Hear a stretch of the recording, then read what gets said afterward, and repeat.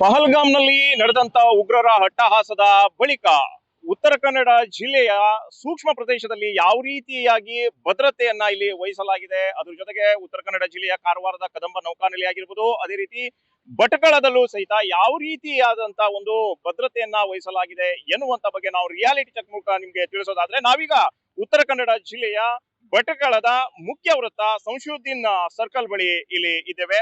ಈ ವೃತ್ತದಲ್ಲಿ ದಿನದಕ್ಕಿಂತಲೂ ಹೆಚ್ಚಿನ ಪೊಲೀಸರನ್ನ ಇಲ್ಲಿ ಕರ್ತವ್ಯಕ್ಕೆ ನಿಯೋಜನೆ ಮಾಡಿರುವುದನ್ನ ನಾವು ನಿಮ್ಗೆ ಇಲ್ಲ ದೃಶ್ಯಾವಳಿಯ ಮೂಲಕ ನಾವು ನಿಮ್ಗೆ ಇಲ್ಲಿ ತೋರಿಸ್ತಾ ಇದ್ದೇವೆ. ನೀವು ಇಲ್ಲಿ ನೋಡಬಹುದು ಒಂದು ಪೊಲೀಸ್ ಬಸ್ ಇಲ್ಲಿ ನಿಂತಿರುವಂತದ್ದು. ಅದ್ರ ಜೊತೆಗೆ ಈ ಸರ್ಕಲ್ ಬಳಿಯೂ ಸಹಿತ ಪೊಲೀಸರು ಏನು ಕರ್ತವ್ಯದಲ್ಲಿ ತೊಡಗಿಕೊಂಡಿರುವಂತಹ ಒಂದು ದೃಶ್ಯಾವಳಿಯನ್ನ ಸಹ ನಾವು ನಿಮ್ಗೆ ಇಲ್ಲಿ ತೋರಿಸ್ತಾ ಇದೀವಿ. SP ಎಂ ನಾರಾಯಣ್ ರವರನ್ನ ನಾವು ಮಾಹಿತಿಗೆ ಕೇಳಿದಾಗ ದಿನದಕ್ಕಿಂತಲೂ ಹೆಚ್ಚಿನ ಪೊಲೀಸ್ ಬಂದೋಬಸ್ತನ್ನ ನಾವು ಎಲ್ಲಾ ಕಡೆ ಹಾಕಲಾಗಿದೆ ಎನ್ನುವಂತಹ ಒಂದು ಮಾಹಿತಿಯನ್ನ ಈಗ ನ್ಯೂಸ್ 18ಗೆ ಹೇಳಿರುವಂತದ್ದು. ಅದೇ ರೀತಿ ಉತ್ತರ ಕನ್ನಡ ಜಿಲ್ಲೆಯ ಕಾರವಾರದ ಕೈಗಾದಲ್ಲಿಯೂ ಸಹಿತ ಹೆಚ್ಚಿನ ಪೊಲೀಸ್ ಬಿಗಿ ಬಂದೋಬಸ್ತನ್ನ ಹಾಕಲಾಗಿದೆ. ಅದ್ರ ಜೊತೆಗೆ CRPF ಸೈನಿಕರು ಸಹಿತ ಅಲ್ಲಿ ನಿಯೋಜನೆ ಆಗಿರುವಂತದ್ದು.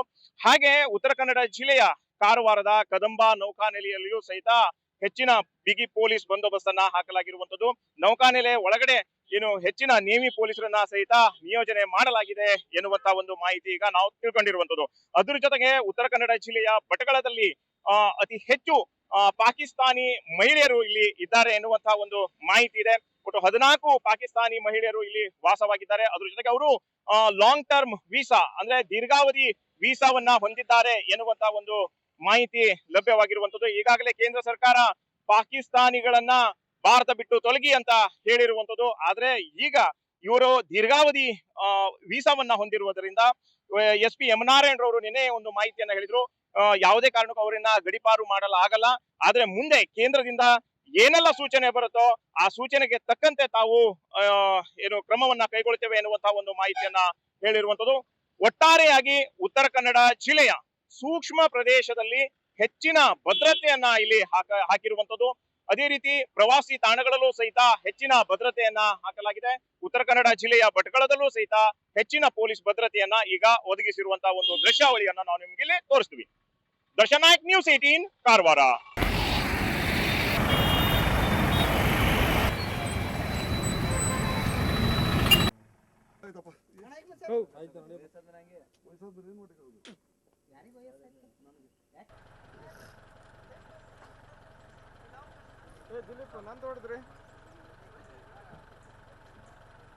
ಇದ್ರದ ಗೋಲ್ಮಾಲ್ ಮಾಡಿದ್ದು ಈಗಲ್ಲಿ ಬಟ್ಟೆದು ಸಣ್ಣ ಪುಟ್ಟ ಡ್ಯಾಮೇಜ್.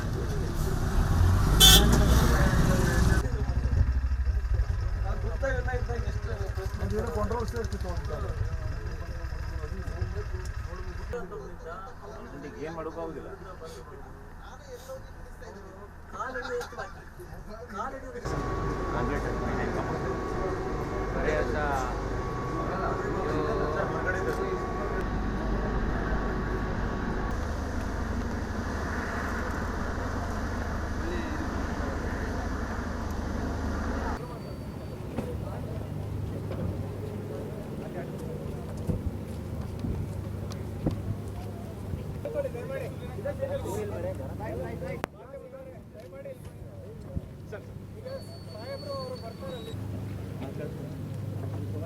ಮನೆ ಕಳಿಸಿದ್ದಾರೆ.